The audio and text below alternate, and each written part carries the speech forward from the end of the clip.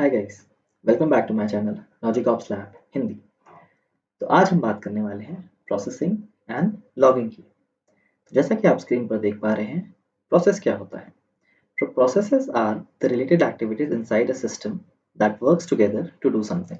तो प्रोसेस जो होती हैं वो रिलेटेड एक्टिविटीज होती हैं हमारे सिस्टम के अंदर, जो एक साथ काम करती हैं कुछ टास्क अचीव करने के लिए। सिमिलरली लॉगिंग क्या होता है? तो लॉगिंग को हम ऐसे समझते हैं कि पहले लॉग फाइल क्या होता है। तो एक लॉग फाइल का मतलब है वो एक ऐसी फाइल होती है जिसमें कोई भी इवेंट का जो भी होता है हमारे सिस्टम में उसका रिकॉर्ड होता है। तो डेफिनेशन में a log file is a file that records either events that occur in an operating system or when software runs or messages between different users of a communication software।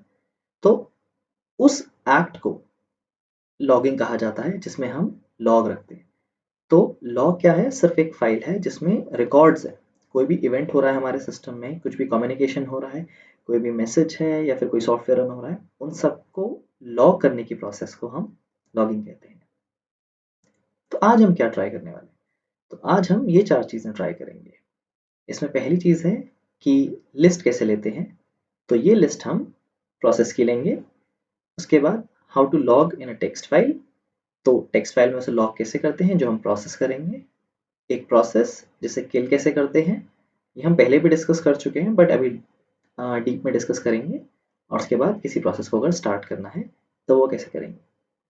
तो let's move on to the demo guys. तो demo में अब हम देखते हैं कि हमने यहाँ पे एक फोल्डर क्रिएट किया है प्रोसेस एंड लॉग्स का। उसके अंदर हमने एक ऑपरेशंस नाम की फाइल लिखी है। अब मैं इसके लिए 4 फाइल नहीं लिखूंगा, एक ही फाइल में सब कुछ लिख के उसे दिखाऊंगा। तो इसे एक्सपैंड कर देते हैं। तो सबसे पहला है हमारा rem to get the list of all the running process. तो जो भी आपको रनिंग प्रोसेस देखनी है अपने सिस्टम में, उसके लिए आप क्या यूज करेंगे? उसके लिए आप टास्क लिस्ट यूज करेंगे। जस्ट इसे कॉपी कीजिए। मैं इस पूरे को रन इसलिए नहीं कराऊंगा क्योंकि इसमें और भी टास्क हैं और सब एक साथ एग्जीक्यूट होंगी तो आपको समझाने में मुश्किल होगी। मैंने सिर्फ टास्क लिस्ट कॉपी किया, पेस्ट किया, एंटर। और आप देख सकते हैं कि इतने सारे सर्विसेज मेरे यहाँ पे, तो जितने भी सर्विसेज अभी इस सिस्टम में चल रहे हैं वो सब आ गए। मैं इसे थोड़ा ऊपर करता हूँ, आप देख सकते हैं क्या हो रहा है। तो ये इमेज का नाम है जो चल रहा है। PID मेरी प्रोसेस आईडी होती है, सबकी एक यूनिक होती है। सेशन का जो नाम है वो किस तरीके का है, सेशन का नंबर क्या है, और मेम यूसेज का मतलब होता है मेमोरी जो ये यूज कर रहे हैं। तो इसको हम आगे फिर से देखेंगे। तो ये पूरा लिस्ट आ जाता है, आप अपने सिस्टम में चला के देख सकते हैं। Let me clean this, let's move it down. अब हम यही प्रोसेस को अगर लॉग करना चाहें तो कैसे कर सकते हैं? हम इस एंगुलर ब्रैकेट का इस्तेमाल करेंगे और एक फाइल का नाम दे देंगे। तो जितना भी मेरा डेटा होगा प्रोसेस के अंदर वो इसमें आ जाएगा। मैं इसे कॉपी करता हूँ। अभी आपको दिखाने के लिए इसको थोड़ा सा ड्रैग कर लेता हूँ ताकि आपको पता लग जाए कि यहाँ पर कोई फाइल नहीं है। अब मैं राइट क्लिक करूंगा, इसे यहाँ पे पेस्ट करूंगा और एंटर करूंगा। तो देखिए यहाँ पर एक process.txt फाइल बन गई। मैंने एंटर हिट किया तो जितना भी डेटा हमने पहले देखा था वो सब इसमें आ गया। ये बहुत हैंडी तब होता है जब आपको किसी प्रोसेस में या फिर कोई डेवऑप्स का प्रोसेस चल रहा है और उसको एंड होने के बाद आपको दिखाना पड़ता है कि क्या क्या प्रोसेस चला या बीच में क्या चला।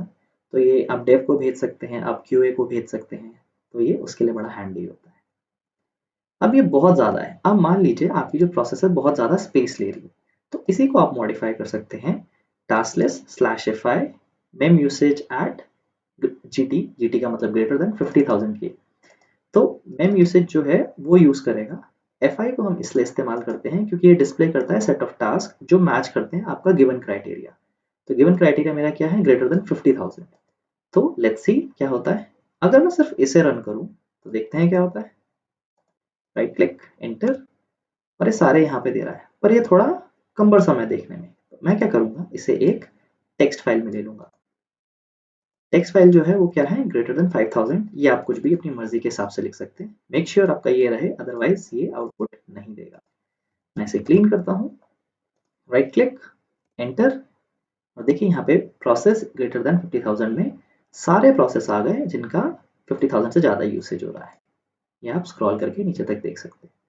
तो ऐसे आप ये भी देख सकते हैं कि मेरे में क्या ज़्यादा यूज़ कर रहा है, फिर आप उसे क्लोज कर सकते हैं। आपको जो करना है किल कर सकते हैं।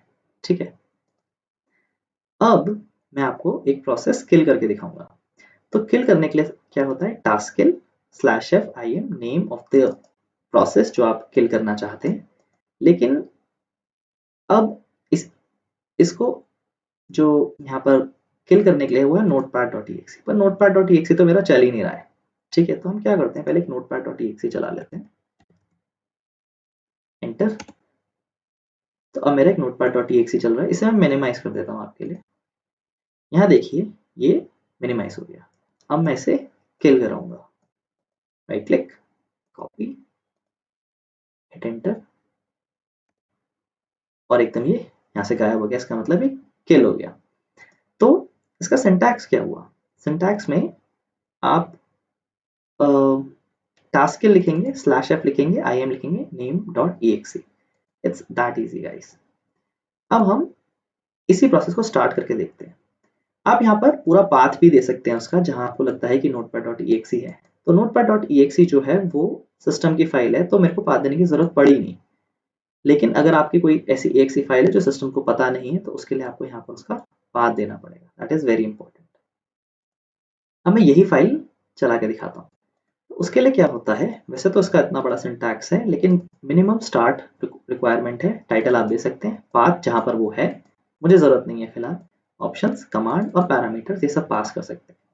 हम बेसिक चला के देखते हैं, स्टार्ट notepad.exe।